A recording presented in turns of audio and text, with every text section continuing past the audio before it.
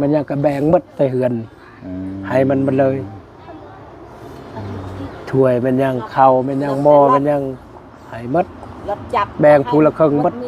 แบบบ่ความบ่อย่างกันแล้วบ่ว้าวมาแล้วว้าวเบิดแล้วบ่ไม่ตู้ปะกันเลยเลยพูดคุยฮักกระสองมือนี่ดิว่าความหากระพานมา2มื้อนี่เนาะที่เมียป้าแท้ๆนี่เกิดจากสาเหตุหยังเราบ่ได้เว้าให้ฟังบ่เกิดเหตุนั้นบ่เกิดเหตุตื่นมาเฮาก็เมื่อยบ่เมื่อยบัดนอนในเฮือนนั้นตื่นมาแต่เช้าบ่ไปหาเกิบมันลงและเกิบนี่มันที่คานจากมันจมไปจมมานะเมียจมเนาะโดยเมียจมเก่งก็ได้ไปเจ้าเฮาไปรีอยู่ก่อนเนาะไปดีอยู่พุ่นก่อนไปรีเฮือนตะสาวนั้นจมแต่เช้าโหดแรงจมมาแต่ให้ก็มืออะไร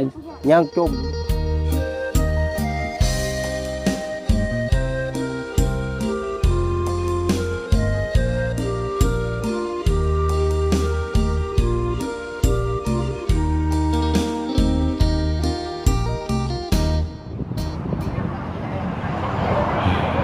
พี่น้องเนาะก็ถือว่าตัดภาพมากับช่วงค่อยคำลงแรงพี่น้องเนาะอยู่หน้าบ้านเฮือนซานเนาะของทางพ่อลูกแพทย์เนาะหรือว่าพ่อห้างซะพี่น้องเนาะเคสนี้กับก้อนหน้าเนาะทางบุเชียงก็เคยมา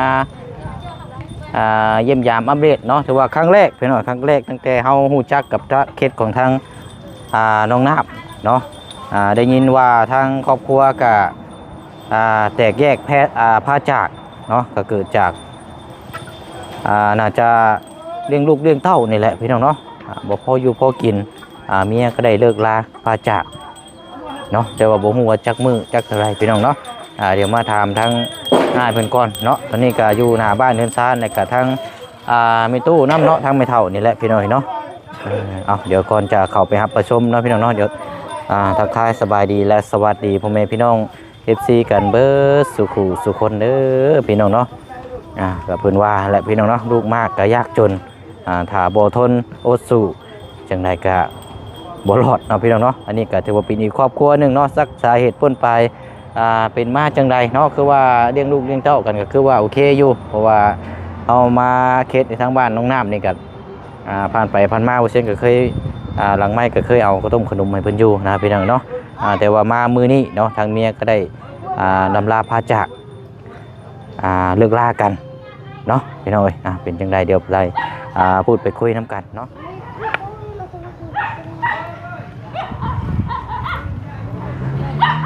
อันนี้แหละเนาะบ้านเฮือนซานเนาะพี่น้องเอ้ยโอ้ยเนาะสบายดีเด้อสบายดีไหมตู้อันนี้แต่ก่อนเนี่ยเจ้าเคยนั่งอยู่เฮือนน้องน้ำมาเนาะคอยในcáiป้าน้องน้ำเจ้าเป็นป้าน้องน้ำฉันบ่ลูกนี่ลูกเจ้านี่บ่ลูกคอยนี่ลูกกกเอาหมวกเอาเนี่ยเอาหมวกเนี่ยดูมันเลี้ยงลูกชามคนไปยากเลยยากตอนลูกนั่นแหละเลยเป็นนี่ไรนะคือว่าเมียเลิกลาได้จังมือแล้วนะโทษเด้อประมาณว่าได้10 มือไล่10 มือนี่บ่กินมวยบ่ได้นะเฮายังลูกไปไล่ให้แน่ล่ะไปไล่ให้ได้ไปบ่ให้มันเฮาไปได้ประมาณ10 มือนี่เนาะโอ้พี่น้องคือว่าเห็นอยู่ดีกินดีน้ำกันอยู่คือว่าสิได้เลิกลาเป็นนี่ได้นะเรื่องราวเด้อขอเสียงขอญาตเด้อนี่ไม่เนี่ยอยากได้ยินเสียงเป็นได้ก่อนไปใส่บ่ให้นะแต่เอากันประมาณว่า7 ปีนี่แหละโดยคือว่าเขาเย้าแม่นยังเนาะแต่ดอกของวันก็บ่ให้ไปก็ไปเขาเดียวให้กลับมามีหมู่คู่ก็ต้องลิ้นน้ำคนเอาอันนี้ก็บ่ให้เลยนะไปเขาเดียวก็มาไปเขาเดียวก็มามีแต่ให้จะเอาลูกพากันไปเล่นพุ่นยากลับไปกลับมาก็เฮาก็กิน เหล้าก็บ่หลายได้ โดยทางง่ายนี่บ่ โดยมีแต่ได้2แก้วกินน้ำมูน้ำคูใช่ป่ะ พอเป็นฮีตเป็นคล้องเนาะ โดยมาไปแล้วมากินแต่เฮือนนั่นมีแตหมู่พาไปเห็นป่ะ โดย หมู่พาไปแล้วมาเลาะไปเฮือนนี้ตัวนั้นอีกอย่างน้อยก็ไปเฮือนนั้นแล้วมึงแล้วมีแต่ด่ากับด่าโอ้ เมียหั่นบ่ โดย เออ เมียด่าตลอดบัดละอดบ่ไหว้อดแล้วจักเท่าไรปีแล้วอดบ่ไหว้ซ้ำเอาใจมันก็ยังบ่ไหว้ซ้ำได้ก็ยังบ่พอซ้ำได้ยังบ่พอ อันเมียนั่นให้เจ้าเนาะ โดย เออ ไปเวียกไปงานคือกันนั่นแหละไปรวมไปย่างก็โอ้ไปคือว่าดนแต่บัดว่าดนแล้วไปรวมหันสกีเทิงฮะหาวกับบ้านเดียวกันบ้านหมดอยู่บ้านนั้นแหละ อืม แล้วไปร่วมแล้วก็เราไปโดนรักพวกพี่น้องอีกก็บ่ให้ติดเอ้าพี่น้องแถวบ้านพี่น้องคิงๆแท้ก็บ่ให้ติดนะ โอ้ นับแต่แม่นี่ก็บ่ให้ติด แค่พี่น้องทางมันนั้นมันไปได้ พี่น้องทางเฮามันบ่ให้ไปเลย เอ้าคือว่าจังซั่น ก็จังบ่ฮู้แหละเฮาก็โยมอยู่ย้อนแล้วแถวบ้านนี่ก็เบิ่งเฮาโอ้เจ้าโทษก็ยังออกยังไปได้อยู่ อันนี้ก็ยังไปบ่ได้เลยนี่กลัวแต่โทษเลยเฮาก็ยอมคือกันจักสิว่าได้เมีย โอ้ เอาใจเมียก็ยังกลัวนั่นก็ยังบ่พอใจอยู่มันบัดเมื่อบัดนี้ยาก็ยาแล้วสำนันแหละ เมียนั่นอยู่บ้านใดเนี่ย อยู่บ้านพลองใน บ้านพะลอง โดย พะลองมือสปูนให้บ่ นี่เด้กายมันโดงมัน กะบ้านลงลงไปนี่ได้เนาะ โดย อืม หาก็อุกใจคือกันลูก2คนสำนีก็มันปะเบิด ลูกแพทย์ได้เนาะ โดย ลูกแพทย์2คนใช้อีกผู้หนึงไปใช้ซะ ผู้หนึงไปอาบน้ำกับแม่เฒ่า เออ น้องเขานี่ แต่บ้านนี่ก็เงึดอยู่เฮ็ดหยังก็บ่ได้เฮ็ดหยังก็บ่ได้ อืม แล้วว่าโอ้เจ้าทุกข์อีหลีแหละ แบบ ส่วนมันยังก็บ่มีเลยเฮ็ดแบบนี้แล้ว บ่เป็นผู้เมียนี่มันต้องเข้าใจกันไหนเนาะ ต่างคนต่างเข้าใจกันได้ ต้องฟังคนนึงคนเฮา บ่แม่นว่าสิเอาแต่พายเดียวนี่มันอยู่นํกันบ่ได้เนาะ บ่ได้แล้ว เออ ย้อนนั้นแหละเฮาอายย่าแหละปะกันแม่นยังมันยังก็แบ่งหมดแต่เฮือน อืม ให้มันเลยถ้วยมันยังข้าวมันยังหม้อมันยังให้หมด รถจักร แบ่งผู้ละครึ่งหมด เนี่ยเอาหมด บัดนี้เราเมื่อนั่นมีหยังแน่ซะเราเอาเมื่อนำให้ หม้อบ่มีหยังนะมีแต่หม้อนั่นแหละหม้อถ้วยกับข้าวอันได้15เป้าข้าว หม้อถ้วยบ่วงใช่บ่เมียเอาเมื่อหั่นบ่ เออ เออ เพื่อนนี่ก็มันให้ลูกนี้ เพื่อนนี่ให้อยู่ลูกกับลูกนี่เนาะ โดยเฮาก็เฮาให้มางหมดมันว่ายาและบ่มางก็ได้ ให้ลูกอยู่ เคยแบบว่า เคยป้ากันเนี่ยจักเทื่อแล้วไอ้ มีแต่เทื่อเดียวนี่แหละ เทื่อเดียวนี่บ่ โดย อ๋อป้ากันเทื่อเดียวนี่แหละเราว่าเมื่อเลยบัดนี้เนาะ โดยเราก็เมื่อนะ3เทื่อแล้วไอ้บ่3เทื่อก็ยังกลับมา4เทื่อนี่เมื่อเลยยาแหละคือเฮาอายก็อดบ่ได้เลยเทินบาปแล้วอยู่กับแม่อีกให้แม่ ลูก เบิ่ง เต้า ซอย นี่ได้เนาะ โดย ลูกนั่นอยู่นํกันจักคนก่อนตอนนี้นะ แต่2-3คนผู้หนึงหั่นอยู่นำแม่มันเฮาไปเอาวานนี่ลูกยังอยากลิ้นอยู่พุ่น เมียมันปะหมดลูกชามคนน่ะให้พัวมันเลี้ยง บัดนี้อันน้องแพทย์นี่ก็อยู่นํเจ้าเนาะ โดย อืมคือว่าบ่ได้เฮ็ดผิดหยังเจ้าบ่ได้ตีหยังเพิ่นบ่ นี่ถามนาซาวเขานี่ ทางอันแม่น้องน้ำนี่เนาะ โดย สบายดีเอ้ยเด้อ ลาวดาเขาตลอดเลยหูมึง โดย ใครบ่ได้เฮ็ดเวียกหยัง เอาเยิ่งตะกี้ไอ้ บ่ได้ติดนี่บ่ได้ติดหมู่คู่นี่อยู่ซำนี้ อืม แต่ว่าติดหมู่คู่นี่มันบ่หายนี่สมมุติว่าคือเพิ่นน่ะกินเหล้านี่โอ้เคยมาติดอยู่พุ่นแล้วมันไปดึงโลด โอ้ บางเทื่อมันไปดึงบางเทื่อมันไปให้เอาลูกนั้นมันมาติดใส่เลยลูกสองคนนี่มันว่าสิเฮ็ดกิน อ๋อคือว่าเวลาไปนั่งรินน้ำมูกใช่เนาะ โดย แล้วเจ้าเมียก็ไปดึงมาเลย โดยเลี้ยวเอานี่นี่เอาลูกกันมาติดใส่มาให้เอาลูกกันสองคนนี้จากนั้นมันว่าไปอยู่นี่ไปอยู่นั่นมันบ่เห็นมันไปใส่มันอยู่เฮือนนี่แหละ โดย แต่ว่ามันบ่ให้กินเหล้ากินเบียร์นะบ่ให้ติดหมู่คู่บ้านเฮาก็ว่า แบ ให้ บ บุก เอาง่ายๆจะบ่ให้ติดสังคมในหมู่คู่เนาะ โดย ให้อยู่แต่กับลูกกับเต้าแบบนี้ โดย เออ บ้าน ก็ เฮา เลย ก็เฮาบ่มัก บ่ เฮา เฮา ก็ ก็ มักพี่น้อง มักพี่น้องได้ยำดินน้ำมวนเนาะ โดย เออ คนเฮาอยู่ในบ้านต้องพังพี่พังน้องพังเอื้อยพังป้าผู้หนึงเอาแฮงผู้หนึงอันนี้ก็บ่ให้เลย เอาหยังก็บ่ให้เอาหยังก็บ่ให้ อืม บัดพ่อแม่เขาถามเจ้าจะได้ลืมจะบ่อยากได้เมียเจ้าเขาว่าย่าแหละ อืม สำนั้นแหละ ใช่chưa mẹ có mà mẹ có à อืมได้10 มื้อแล้วเนาะ โดย บ่แม่นว่าเจ้าว่ายังสิมาอีกอยู่บ่จัก สำนั้นแหละย่า คุยกันเรียบร้อยแล้วบ่ทางในบ้านได้หยังว่าเลิกลากันจะปีแล้วบ่คือว่าเราคือว่าเราสิมาอยู่บ่จักแบบบ่ความบ่หยังกันแล้วบ่ เว้ามาแล้ว เว้าเบิดแล้วบ่ไม่ตู้ ปะกันเลยเลยนี่ พูดคุย กันเลยนะ ฮักก็สองมือนี่เด้ว่าความ เว้าความหากับผ่านมา2มื้อนี้เนาะ โดย คือว่า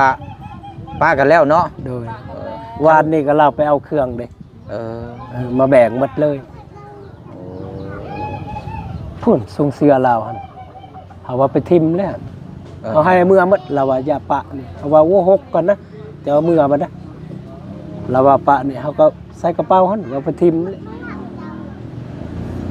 เขาก็บ่ได้ผิดหยังเมียไปปะซื่อๆเขาก็อุกใจคือกัน บัดนี้ตอนเพิ่นเว้าความกันนั่นเพิ่นมาเว้าความกันนั่นสาเหตุที่เมียป้ากันแท้ๆนี่เกิดจากสาเหตุหยังเราบ่ได้เว้าให้ฟังบ่ nhau cái đằng để เกิดเหตุนั้นบ่เกิดเหตุนั้นตื่นมาเขาก็เมื่อยบ่เมื่อยบัด đôi tầm cao นอนในเฮือนนั้นตื่นมาแต่เช้ามาไปหาเกือบอันลงและเกือบผู้ละกิ่งเอ้าเบิ่งโอ้ไปหาเลาะคืนเบิ่ง vợ cứ เลาะไปเลาะมาบ่เห็นซ้ำเกิดบัดไปอยู่เฮือนนะซาวนี้ เออ ว่าเฮาไปถ่ายก่อนเด้อเมียชวนเฮาไปทาอันนั้นไปทางให้เฮาว่าเมาไปบ่ได้มันยังซึมอยู่ในกระโตบัดทางมันจังน้อยนอนคือเก่าหั่นแหละเจ้าหายว่าแล้วว่าซะนั้นเอ้ามันสิหายอีกแล้วบัดนี้ พิษ ด่า ย้อนเกิบนี่บ่ โดย อ้าวเนาะ มาแต่นี่อุ้มลูก2คนเลยมันไปทางนี้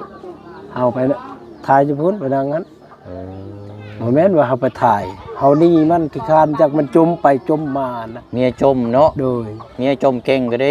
ไปเจ้า เฮาไป ลบ รี ลบ อยู่ ก่อน พุ่น เนาะไปดีอยู่พุ่นก่อน ไปรีเฮือนตาสาวหัน เออ จมแต่เช้าฮอดแรง จม มา ได้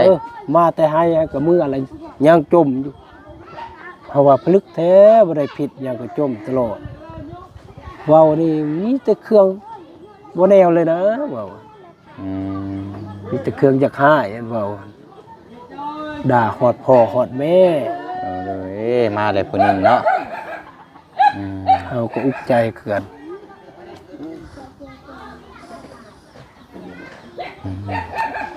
อยู่บ้านนี่ก็เข้าอีต้นเฮาจักเท่าใดปีแล้วเขาว่าโอ้เจ้าหมู่คู่ปะหมดบ่แม่นปะ แต่ว่ายังอยากได้เมียก็อดเอาใจเมีย อืม สุดท้ายเมียไปเฮ็ดแบบนี้แล้วอดบ่ได้ซ้ำ บ่เว้าหลายก็ยันว่าผิดกันเนาะ โดย สุดท้ายก็ยัง เป็นแนวผิด เก่าเนาะ แนวนึงหรือว่าเฮาตีมันบ่เฮาเตะมันบ่เฮาด่ามันแนวนึง อันนี้ก็ด่าก็เฮาบ่ได้ด่ามัน ว่าคำนึงก็เฮาบ่ได้ว่ามันเป็นว่าว้าวหลายเฮาก็ปลีเฮือนอื่นอีกปลินเฮือนอื่นอีก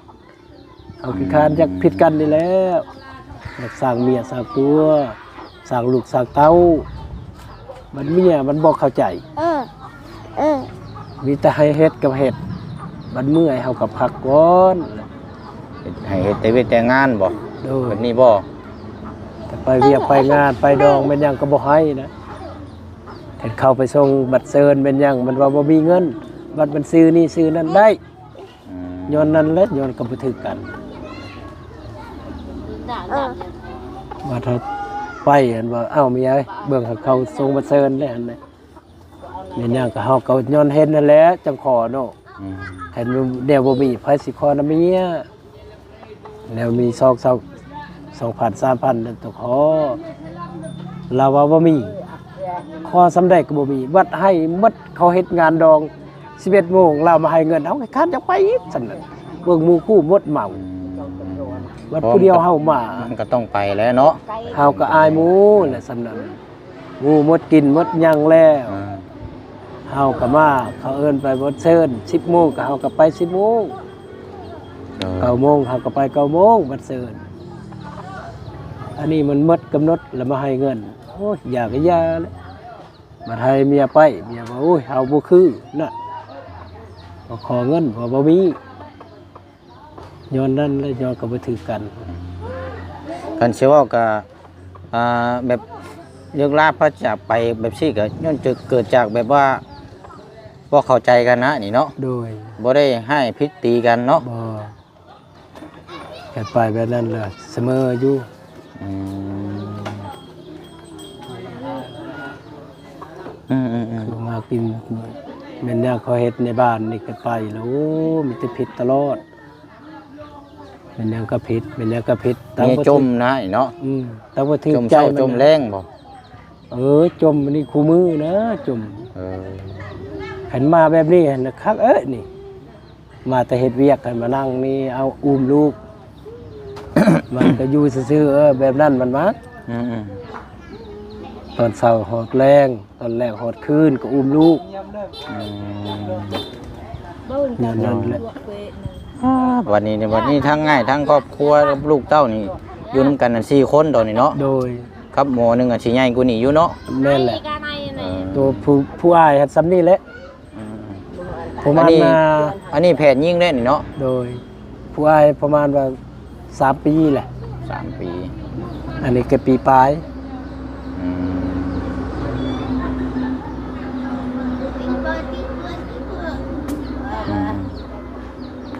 เนาะอยู่นำกัน7 ปีเนาะ โดยหากัน7 ปีนี่แหละ 7 ปีนี่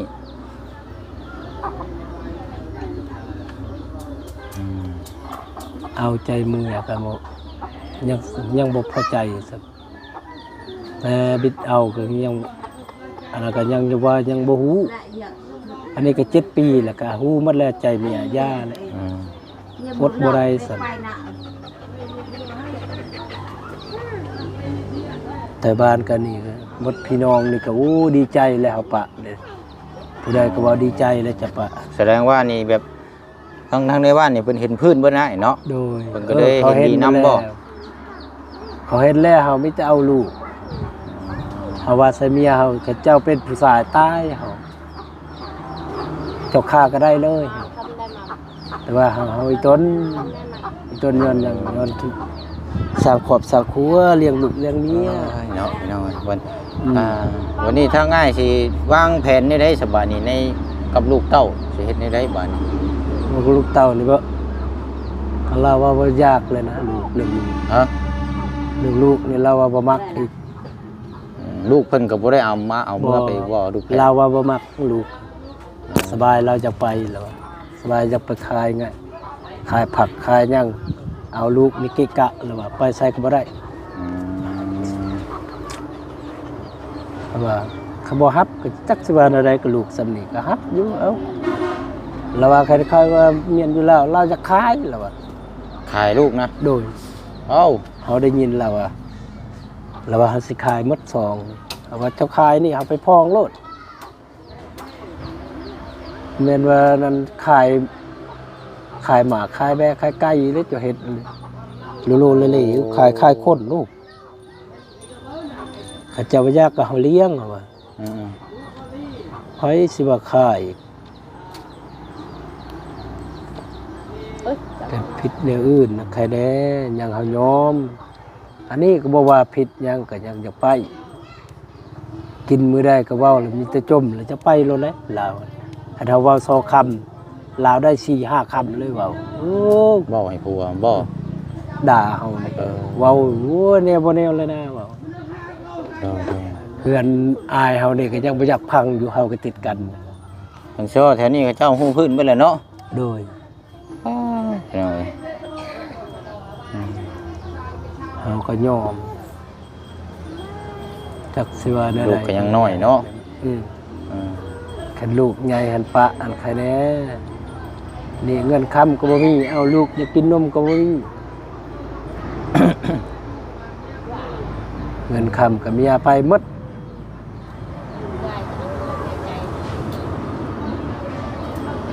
นี่ข้าวสารก็บ่มีเอาแม่นยังก็บ่มีนี่ก็เลี้ยงแม่อีก โทษด้วยอ้ายยังกินฮอดเราอยู่บ่ บ่นะบ่ได้คิดฮอดเลยเดี๋ยวนี้ อืม บ่ได้คิดปานใดบ่ได้คิดแล้วใจเราบ่ดีเห็นแค่ใจมันแนวหนึงหั่นโอ้ คันว่าเพิ่นกินฮอดเพิ่นก็จังอันนี้เนาะ โดยเห็นยังอีต้นนั่นโอ้ลูกเมียก็ยังว่าบ่ได้ว่านี่ว่านั่นบ่ได้จมนี่จมนั่นก็ยังคิดฮอดอยู่ยังอีต้นอยู่นี่มีแต่ด่าก็ด่ามีแต่ จะ ว่า ให้เนาะบ่ไหวคือกันได้แต่เมียลาก็เนาะ โดย เรื่องก็บ่ไหวคือกันได้เนาะ นี่แต่ว่าเราเป็นคนไปเนาะ โดยเรามักเมื่อนะ ตาคุณสุริยา เราก็บ่แม่นเทื่อนี่ได้3เลย4ทั้งเฮานี่เอาผัว 3เทื่อนี่เนาะ4นี่แม่นเมื่อเลย โดย อันนี้หน้าบ้าวได้อันเป็นน้องได้เนาะเห็นบ่ ลาบ เอาเป็นหลานบ่ ลูกเอ๋ย อ๋อ ลูกเอ๋ยพ่อน้องน้ เอาเป็นหลานเนาะหน้าบ้าวเนาะ โดย โอเคเนาะเอ้ยนี่ได้บ้านนี้ลูกฮะใช้อีกผู้หนึงเด้ ำนี่ คุณดิ ข้าวก็มียังก็มี เนาะ สิเลี้ยงเอายัง โดยป้าเดี๋ยวอันอ้ายจะอุ้มไปเอาอันของฝากอยู่รถเฮาพุ่นแหละไป เอาเนี่ย ไหน ไปอุ้มเอาลูกแฝดมาแนกไป น่ะว่าจำมาปล่อยชีน่ะ เออ ต้องตึงเนี่ย ไป ไม่ได้เนี่ยลำบาก ไปอุ้มคนละข้างคือจะอุ้มมาแหละไปเอาไว้ เอาบ้านเกลือจะไป ลูกยังน้อยเนาะ ยิงไปจะต้องไปบ้านจำตึงเนี่ยนั่นน่ะ ไปย่างไปรถเฮาพุ่นแหละเนาะ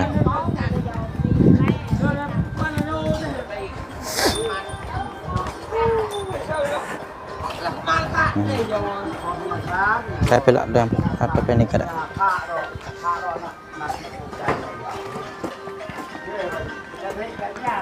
เจ๊ตลอดได้นี่เนาะพี่เจ็ตลอดเลยบ่มีเฮ็ดหยังเลยเดี๋ยว เนาะอะไร เฮ็ดหยังก็บ่ได้แล้ว มีแต่ว่าเริ่มต้นชีวิตใหม่เนาะ โดย เห็นนี่ได้เบิ่งเด้อมีแต่ว่านี่แหละบ่เชิงให้น้องน้อยแล้วพอได้บำรุงแน่เนาะ โดย กินข้าวอิ่มอยู่บ่ลูกเจ้าแต่ละมื้อ อีม ไปอยู่เพิ่นก็บ่ได้ดื้อเนาะ โดย เพราะนั่นอยู่พี่น้องเอ้ยนี่ เอ้ยเนาะโหดแดนี่พี่น้องเอ้ย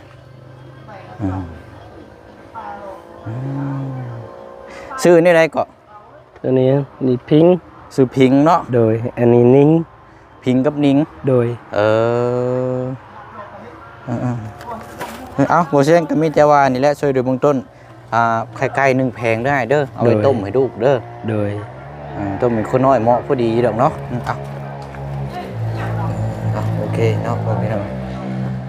ไปเด้อเดี๋ยวมื้ออื่นมาเยี่ยมยามใหม่เนาะโดยบ๊ายบายลูกบ๊ายบาย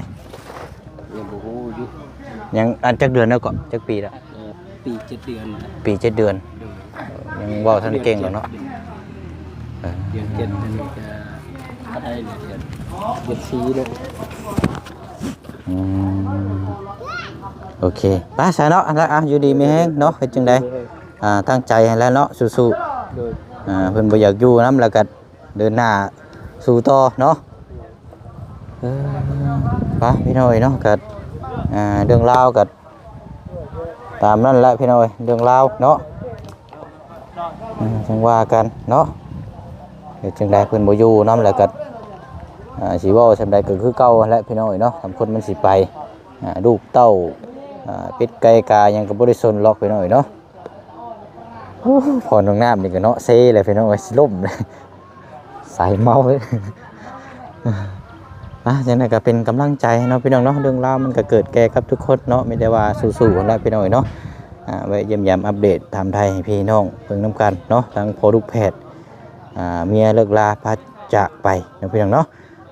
เอาคลิปนี้กับบ่เชิงสิได้ล่ำลาไปอีกคือเก่าคือเดิมเด้อเนาะพบพอกันในคลิปหน้าเนาะบ๊ายบายเด้อพี่น้องเด้อสบายดี